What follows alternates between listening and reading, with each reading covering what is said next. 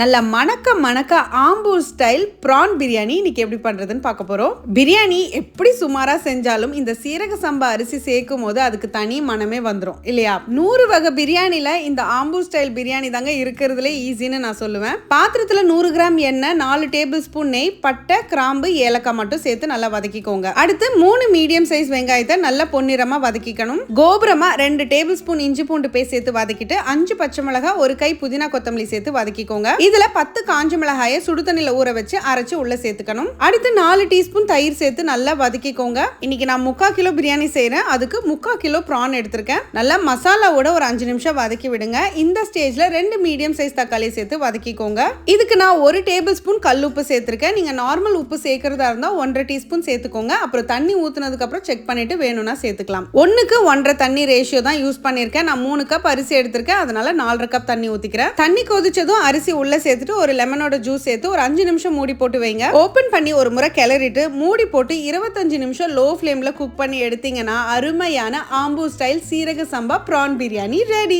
இதை தாராளமா 6 பேர் சாப்பிடலாம். நம்ம ஊத்துன எண்ணெயும் நெய்யும் எங்க போச்சுனே தெரியாது. பெர்ஃபெக்ட்டா இருக்குங்க. சோ நான் சொன்ன ப்ரொபோர்ஷனை அப்படியே ஃபாலோ பண்ணுங்க. ஃபைனலா உங்களுக்கு நெய் வேணும்னாலும் தாராளமா சேர்த்துக்கலாம். அரிசி பாருங்க எந்த அளவுக்கு மணியா வெந்து வந்திருக்குன்னு. மற்ற பிரியாணியை விட இந்த பிரியாணிக்கு கொஞ்சம் எக்ஸ்ட்ரா ஸ்மெல் இருக்கும். கண்டிப்பா ட்ரை பண்ணுங்க. ஆனா ட்ரை பண்ணும்போது மறக்காம ஸ்டவ்வோடு சமைக்கும் போது கொஞ்சம் லவ்வோடு சமைச்சிங்கன்னா சுமாரா இருக்கிற சமையல் கூட சூப்பரா இருக்கும்.